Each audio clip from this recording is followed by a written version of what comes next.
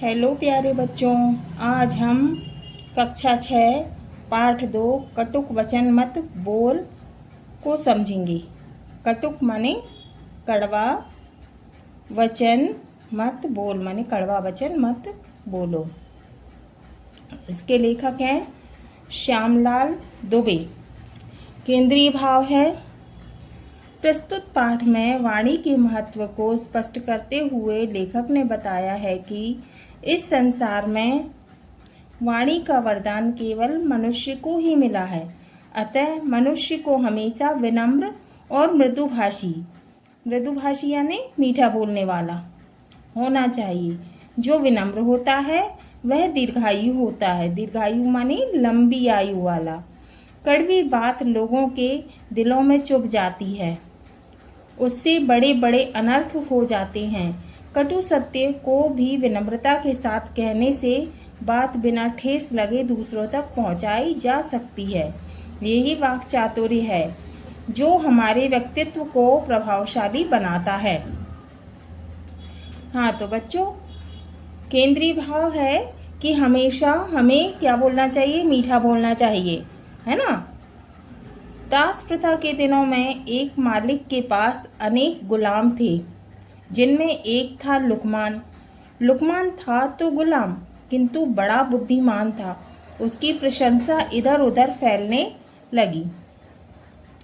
गुलाम का नाम लुकमान था, वो बहुत बुद्धिमान था। एक दिन उसके मालिक ने उसे बुलाया और कहा, सुनते हैं तुम बहुत होशियार हो, मैं तुम्हारा इम्तिहान लूँगा।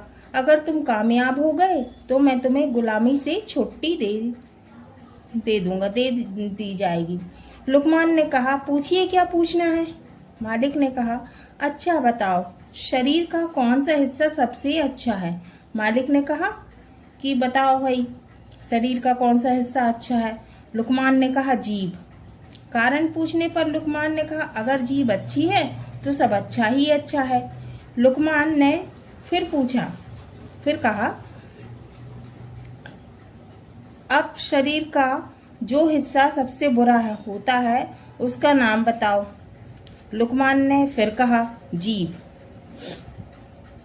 कारण पूछने पर लुकमान का उत्तर था, शरीर में अगर जीभ अच्छी नहीं है तो सब बुरा ही बुरा है। जीभ के कारण सारी बुराई भलाई है।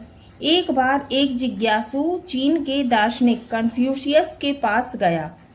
दार्शनिक यानी जो दर्शन शास्त्र का ज्ञाता होता है उसे दार्शनिक कहते हैं। और पूछा, यह बताइए कि सबसे दीर्घजीवी कौन होता है? वृद्ध कन्फ्यूशियस मुस्कुराए और बोले, जरा उठकर मेरे पास आइए और मेरे मुंह में देखिए, जीभ है या नहीं। कन्फ्यूशियस ने अपना मुंह खोल दिया। उस सज्जन ने झुककर मुंह के अंदर देखा और बोले, जी हाँ, जीभ है। कन्फ्यूशियस ने फिर कहा, अच्छा अब देखिए कि दांत हैं या नहीं। जिज्ञासु ने देखकर कहा, दांत तो एक भी नहीं हैं। अब कन्फ्यूशियस ने कहा, जीभ तो दांतों से पहले पैदा हुई थी, उसे दांतों से पहले जाना चाहिए था, ऐसा क्यों नहीं हुआ? तो कन्फ्यूशियस ने कहा कि जीभ तो दांतों से पहले आई थी। आप देखो, छोटे बच्चों की दांत नहीं होते, पहले जीभ ही रहती है, बाद में दांत आते हैं। मेरे पास इसका कोई जवाब नहीं है, आप बताइए। कन्फ्यूशियस बोले, जीभ कोमल है, दांत कठोर हैं, जिसमें लचीलापन होता है। जो विनम्र होता है वही अधिक समय तक जीता है, जीवन में जीतता है। ये दो कहानियां हैं, किंतु एक ही सत्य को उद्घाटित करती हैं, और वह यह है कि जीवन में वाणी का बहुत महत्व है। वाणी तो सभी को मिली हुई है, परंतु बोलना किसी किसी को ही आता है। बोलते तो सभी हैं, किंतु क्या बोले, कैसे शब्द बोले, कब बोले, इस कला को बहुत कम लोग जानते हैं। इस बात से प्रेम झरता है, एक बात से प्रेम झरता है, दूसरी बात से झगड़ा होता है। कड़वी बात ने संसार में जाने कितने झगड़े पैदा किए। जीभ ने दुनिया में बहुत बड़े बड़े कहर ढाए। जीभ होती तो 3 इंच की है, पर वह पूरे 6 फुट के आदमी को मार सकती है। हाँ, यदि अपन ने कड़वा बोल दिया तो जी कुछ भी बोल दिया तो भाई उससे लड़ाई झगड़ा हो सकता है। कहा गया है, बातन हाथी पाइये बातन हाथी पाँव। संसार के सभी प्राणियों में वाणी का वरदान मात्र मानव को मिला है। उसके सदुपयोग से स्वर्ग पृथ्वी पर उतर सकता है और उसके दुरुपयोग से स्वर्ग भी नरक में परिणित हो सकता है।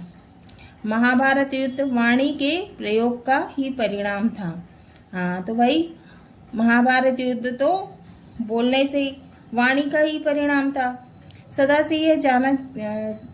से यह कहा जाता रहा है कि किसी का हृदय अपनी कटु वाणी से दुखी मत करो, यानी कि हमें किसी को भी दुखी नहीं करना चाहिए गलत शब्द बोल के।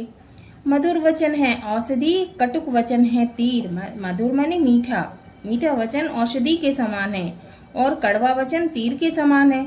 श्रवण मार्ग होए सचरे वैदे सकल शरीर, माने जो कि कानों के द्वारा जाता है और पूरे शरीर को भेद डालता है। कटुक वचन सबसे बुरा, जारी करे तन छार। साधु वचन जल रूप है, बरसे अमृत धार। माने कटुक वचन, कड़वा वचन सबसे बुरा है। जारी करे तन छार, माने शरीर को छार छार कर देता है। साधु वचन जल रूप है, साधु का जो वचन है जल के समान है। बरसे अमृत धार, माने जैसे कि अमृत की धार बरस रही हो। स्वर्गीय लाल बहादुर शास्त्री ने अपने विनम्र स्वभाव और मधुर वाणी के लिए प्रसिद्ध थे। प्रयाग में एक दिन उनके घर पर किसी नौकर से कोई काम बिगड़ गया। श्रीमती शास्त्री का क्रोध में आना स्वाभाविक था। उन्होंने नौकर को बहुत डांटा और उसके साथ सख्ती से पेश आईं। शास्त्री जी भोजन कर रहे थे। उन्होंने अपनी पत्नी से कहा, अपनी जबान क्यों खराब कर रही हो? लो, इस बात पर शेर सुनो। मतलब उन्होंने कहा कि भाई गुस्सा मत हो, अपनी जबान खराब मत करो, शेर सुन लो। कुदरत को नापसंद है शक्ति जवान में, इसीलिए तो दी नहीं हड्डी जवान में। माने कुदरत को भी कठोरता पसंद नहीं है, इसीलिए भगवान ने हमारी जीभ में हड्डी नहीं दी है।